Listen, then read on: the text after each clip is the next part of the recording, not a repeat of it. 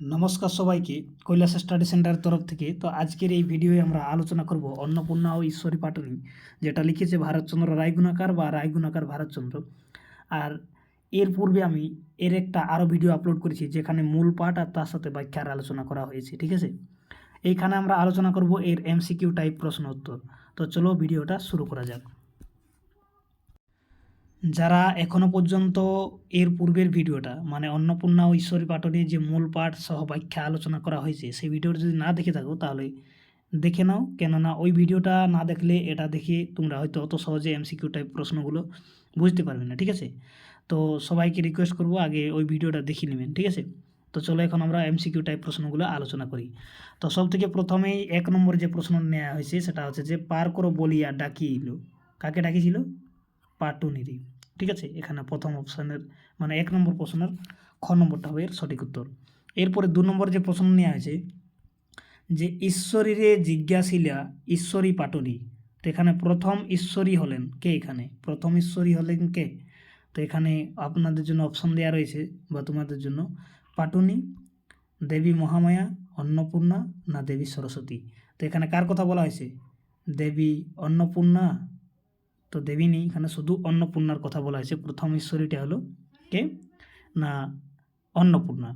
এরপরে যে প্রশ্নটা নেই আছে সেটা আছে যে ভয় করি কি জানি কে দেবে ফের ফার, ঠিক আছে। এ কথার অর্থ কি? তো এই কথার অর্থ হচ্ছে বিপদ নাকি ব্যাঘাত ঘটানো, অপবাদ না সমস্যা। তো এখানে অপবাদকে ভয় করেছিল ঈশ্বরী পাটনি, ঠিক আছে, মানে মাঝি ঈশ্বরী পাটনি। এরপরে 4 নম্বর যে প্রশ্ন নেওয়া আছে যে ঈশ্বরীর পরিচয় কহেন ঈশ্বরী, প্রথম ঈশ্বরী কাকে বলা হয়েছে? তো এই যে ঈশ্বরীর পরিচয় কহেন ঈশ্বরী, তো কে কার পরিচয় করাচ্ছিল এখানে? দেবী অন্নপূর্ণা ঈশ্বরী পাটনি মাঝিকে, মানে নৌকার মাঝিকে, তাকে পরিচয় করাচ্ছিল। তো এখানে ক নম্বর উত্তরটা ঠিক হবে, মানে পাটনি না অন্নপূর্ণা নাকি মহামায়া না বামা। তো এখানে যেটা হচ্ছে সেটা হচ্ছে পাটনিকে পরিচয় করা ছিল। এবারে বলা হয়েছে যে গোত্রের প্রধান পিতা, ঠিক আছে, কী ছিল? মুক বংশজাত। বাকি অপশনগুলো দেখার কোনো প্রয়োজনই নেই। যারা এর পূর্বের ভিডিওটা দেখেছো তারা খুব সহজেই এই প্রশ্নগুলো উত্তর দিতে পারবে। আচ্ছা, আমি উত্তর বলার আগেই তোমরা চেষ্টা করবে সেগুলো মনে মনে উত্তর দিয়ে কমসে কম, আর না হলে কমেন্ট করে জানাবেন।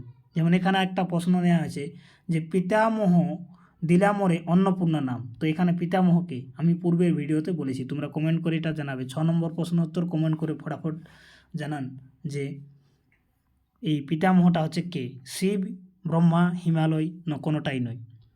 এরপরে বলা হয়েছে প্রশ্ন 7 নম্বরে যে অনেকের পতি তেই পতি মোর বাম, তো বাম কথার সাধারণ অর্থ এখানে কি? ঠিক আছে, বিরূপ না বাম দিক না বাম পক্ষ না শিব, ঠিক আছে।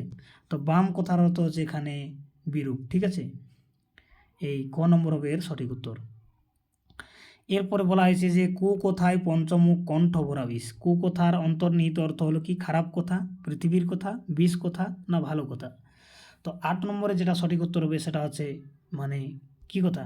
কুকথা মানে এখানে 8 নম্বর যেটা সঠিক উত্তর হবে সেটা হচ্ছে তাই পৃথিবীর কথা কে জানতো? শিব জানতো, ঠিক আছে। কুকথায় পঞ্চমুখ কণ্ঠ ভরা বিষ মানে খারাপ কথা নয় এখানে, ঠিক আছে। শিব পৃথিবীর কথা জানতো, সবার কথা।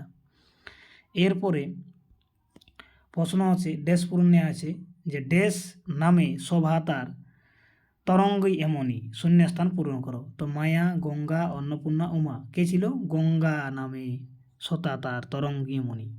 9 নম্বরের সঠিক উত্তর তাহলে খ নম্বরটা। এরপরে 10 নম্বর যে প্রশ্ন নেওয়া আছে যে অভিমানে সমুদ্রে ঝাঁপ দিলা ভাই, এখানে ভাইটা কে? আমি ওই ভিডিওতে বলেছিলাম যে আমরা এমসিকিউ টাইপের সময় বলে দেবো যে ভাইটা হচ্ছে কে। তো এখানে শৈবাল বা মৈনাক বা ভূতনাথ বা কৈলাস, ঠিক আছে। তো এখানের মধ্যে কৈলাস তো আমারই নাম, ঠিক আছে। তো এখানে এর ভূতনাথ তো হবে না, ভূতনাথ তো শিবের নাম, ঠিক আছে।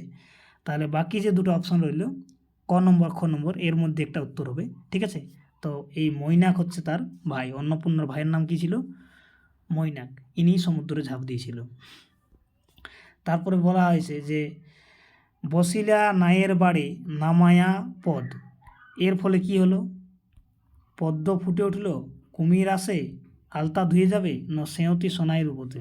তো পদ্ম ফুটে উঠল। 11 নম্বরে সঠিক কী হবে, যখন তিনি অন্নপূর্ণা নৌকাতে বসেছিল পা ঝুলিয়ে বাড়ে, ঠিক আছে, নদীর দিকে, তখন নদীতে কী হয়েছিল, পদ্ম ফুল ফুটেছিল, কনকদল মনে হবে লাইনটা হয়তো। তো এরপরে যে প্রশ্ন নেওয়া আছে সেটা হচ্ছে যে পাটুনির বাক্যে মাতা হাসিয়া অন্তরে কী করলো ন পা নাইয়ের বাড়ি ঝুলিয়া বসলো, না সেঁয়তি উপরে পা রাখলো।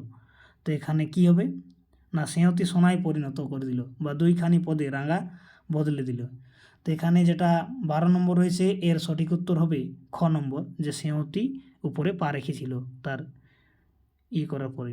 এরপরে যে 13 নম্বর প্রশ্ন নেওয়া হয়েছে সেটা হচ্ছে সোনার সেঁয়তি দেখি পাটুনির ভয় পাওয়ার কারণ কি ছিল। কারণ ছিল পাটুনি দেবীর পিছন চলল, বা পাটুনি বুঝল নৌকা যাত্রী মেয়ে নয় দেবতা, পাটুনি বুঝল নৌকা যাত্রী অন্নপূর্ণা, পাটুনি অজ্ঞান হয়ে গেল। তো এখানে কি হবে, এটার সঠিক উত্তর হবে খ নম্বর, ঠিক আছে, যে পাটুনি বুঝল নৌকা যাত্রী মেয়ে নয় দেবতা নিশ্চয়ই। এরপরে যেটা 13 নম্বরের পরে যেটা 14 নম্বর প্রশ্ন নেওয়া আছে সেটা হচ্ছে যে তীরে উত্তারিলা তরি তার উত্তারিলা, এরপর কোন দিকে গমন করেন। তো কোন দিকে গমন করেন, পূর্ব দিকে গমন করেন, ঠিক আছে, পূর্ব দিকে। এরপরে প্রশ্ন যেটা নেওয়া হয়েছে সেটা হচ্ছে যে কাঠের সেঁয়তি মোর হইল অষ্টাপদ। তো অষ্টাপদ শব্দের অর্থ কী এখানে, অষ্টাপদ শব্দের তাই 8টি পা, না অষ্টধাতু, না সোনা, না রূপ। তো 15 নম্বরে যেটা সঠিক উত্তর হবে সেটা আছে সোনা। কিসে পরিণত হয়েছিল, সোনায় পরিণত হয়েছিল, ঠিক আছে। তো অষ্টাপদ মানে হচ্ছে সোনা। এরপরে যে প্রশ্ন নেওয়া আছে সেটা হচ্ছে যে অন্নপূর্ণা দেবী অন্নপূর্ণা প্রকাশ্য কোনখানে, মায়াপুরে, দক্ষিণে, কাশীতে। এর উত্তর কিন্তু তোমরা 16 নম্বরের উত্তরটা কমেন্ট করে জানাবেন, ঠিক আছে। আমি এর পূর্বের ভিডিওটাতে বলে দিয়েছি যে প্রকাশ্য কোনখানে, ওই ভিডিওটা না দেখলে এর উত্তর তোমরা খুঁজে পাবে না, আমি এখানে বলে দেবো না। আর 17 নম্বর যে প্রশ্ন রয়েছে সেটা হচ্ছে যে কতদিন ছিনু হরিহরের নিবাসে। তো হরিহরের নিবাস ত্যাগ করার কারণ কী ছিল, আমরা পূর্বের ভিডিওতেই আলোচনা করেছি যে সেখানে কি হতো, কন্দলের জন্য, নাগাতের জন্য, বা বাড়ি থেকে তাড়িয়ে দেওয়ার জন্য, ভবানন্দ মজুমদারের বাড়ি যাওয়ার জন্য। তো কোন কারণে ছিল, কন্দলের জন্য সেখানটা ছেড়েছিল, ঝগড়া ওখানে হচ্ছিল। তো 17 নম্বরের সঠিক উত্তর এই জন্য ক নম্বর হবে। এরপরে যে প্রশ্ন নেওয়া আছে সেটা হচ্ছে যে তার বাক্যে মজুমদার প্রত্যয় না হয়, ঠিক আছে, তার বাক্যে মজুমদার প্রত্যয় না হয়, আর কি দেখে এই প্রত্যয় হয়।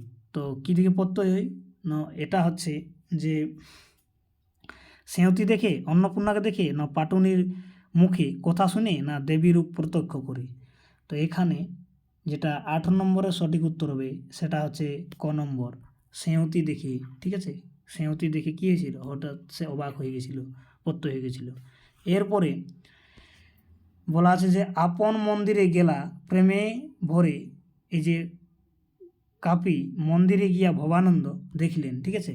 তো এই প্রশ্নগুলো কিন্তু 10 ক্লাসের জন্য অতটা ইম্পর্টেন্ট নয়, ঠিক আছে, তবুও আলোচনা করে দিয়েছি, মানে বাকিগুলো ইম্পর্টেন্ট ছিল, এই প্রশ্নটা অতটা ইম্পর্টেন্ট নয়। 19-এরটা হচ্ছে গ নম্বরের উত্তর হবে মনোহর ঝাঁপি।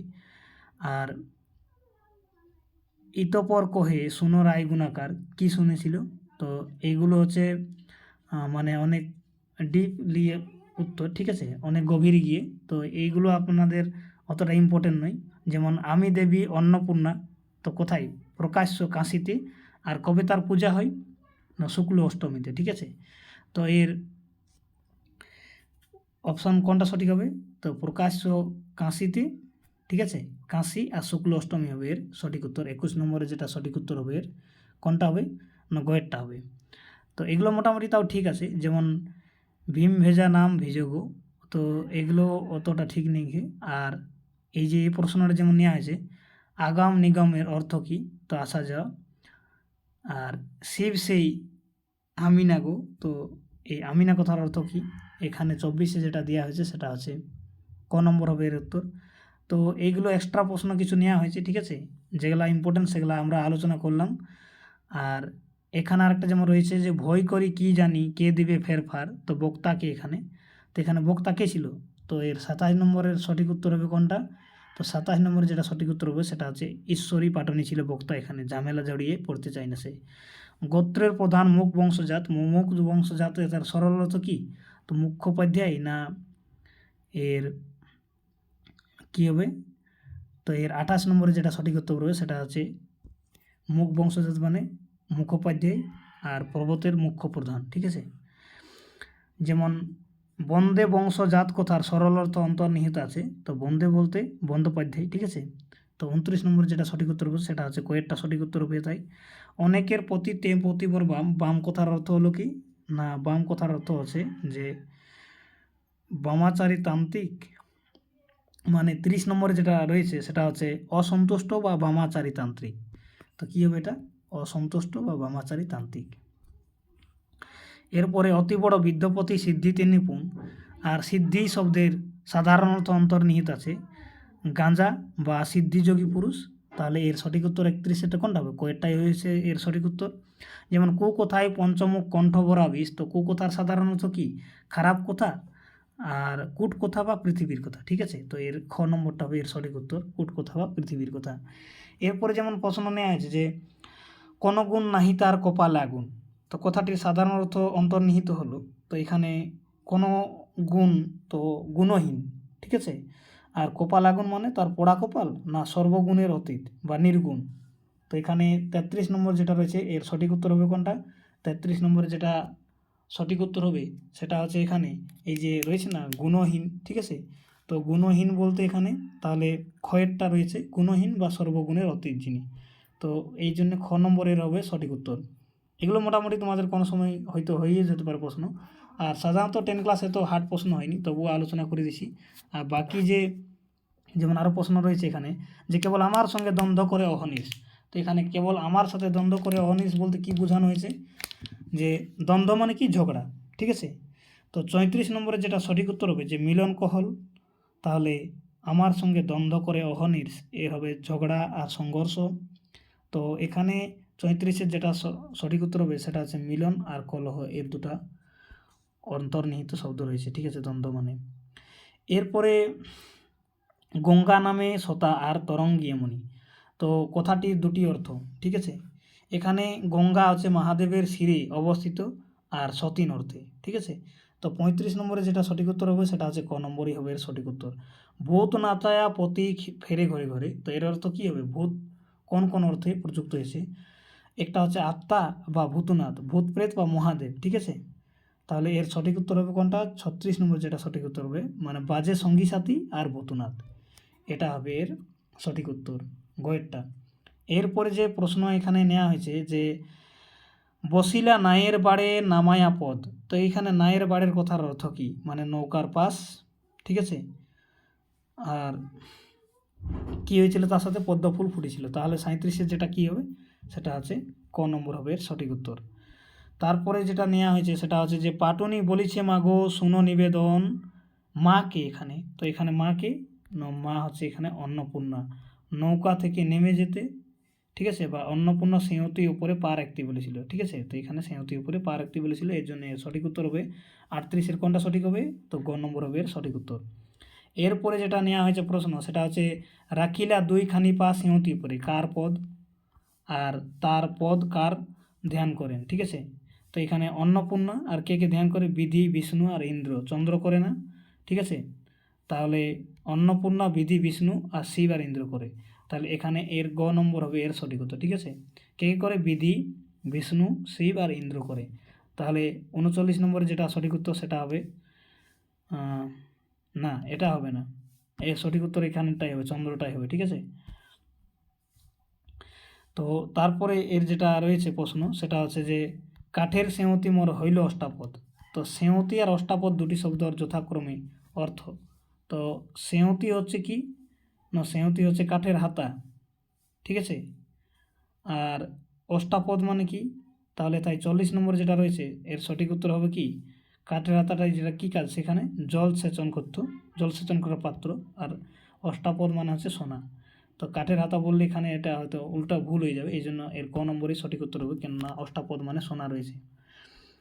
তারপরে যে প্রশ্ন নেওয়া আছে 41 নম্বরে, ঠিক আছে। আর গোটা কত প্রশ্ন রয়েছে 40-50 পর্যন্ত রয়েছে এখানে।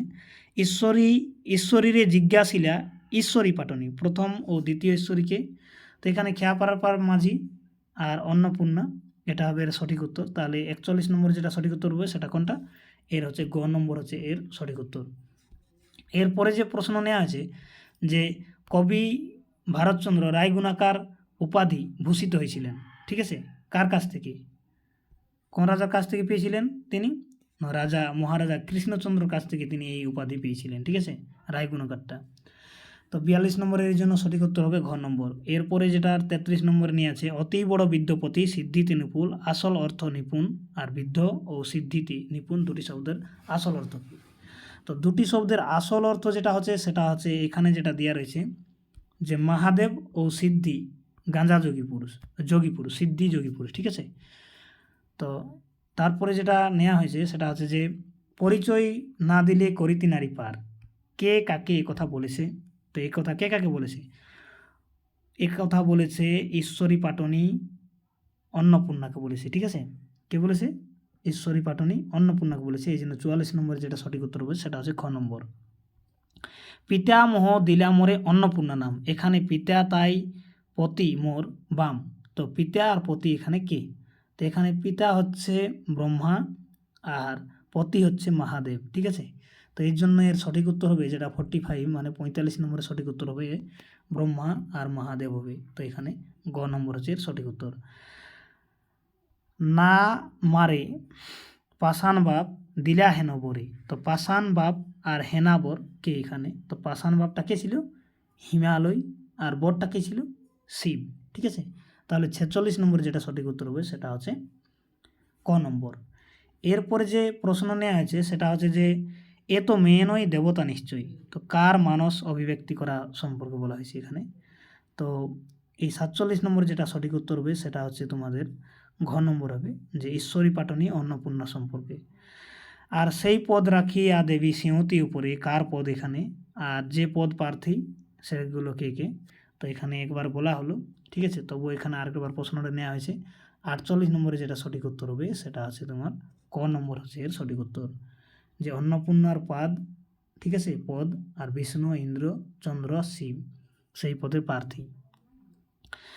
যেটা 49 নম্বরে নেওয়া হয়েছে সেটা হচ্ছে শূন্যপূর্ণ, খুবই সহজ প্রশ্ন। তপ জপ নাহি জানি ধ্যান জ্ঞান আর, তবে যে দিয়াছ দেখা সে মানে দয়া তোমার, ঠিক আছে। তো প্রথমেরটাতে কী হবে? জ্ঞান হবে, আর পরেরটাতে কী হবে? দয়া হবে। তাহলে এখানে সঠিক উত্তর কোনটা হলো? এটা হলো ওর সঠিক উত্তর। এরপরে যেটা নেওয়া হয়েছে প্রশ্ন সেটা হচ্ছে যে কতদিন ছিনু নিবাসে ছাড়িলাম তার বাড়ি কিসে? কার বাড়িতে ছিল? হরিহরের বাড়িতে ছিল। আর কিসের জন্য ছেড়েছিল? কন্দলের জন্য ছেড়েছিল। তাহলে এখানে ঘ নম্বর হবে 50-এর সঠিক উত্তর। এরপরে আরেকটা প্রশ্ন রয়েছে যে কে বাজায় নাচে, এটা অতটা ইম্পর্টেন্ট নয়, ঠিক আছে। আর আমি দেবী অন্নপূর্ণা প্রকাশ্য কোথায়? কাশীতে। চৈত্র মাসে মোর পূজা কিসে? শুক্ল অষ্টমীতে। তাহলে কাশীতে আর শুক্ল অষ্টমীতে। এখানে 52 নম্বরে যেটা সঠিক উত্তর হবে সেটা হচ্ছে গ নম্বর। তো যাই হোক, আজকের এই ভিডিওতে অনেকগুলো প্রশ্ন উত্তর আলোচনা করা হলো MCQ টাইপ। তো ধন্যবাদ সবাইকে ভিডিওটা লাস্ট পর্যন্ত দেখার জন্য। অনুরোধ রইল চ্যানেলটিকে সাবস্ক্রাইব করার জন্য, আর ভিডিওটা যত জলদি হবে সবাইকে শেয়ার করে দিবে, বিশেষ করে 10 ক্লাসের ছাত্রছাত্রীদেরকে।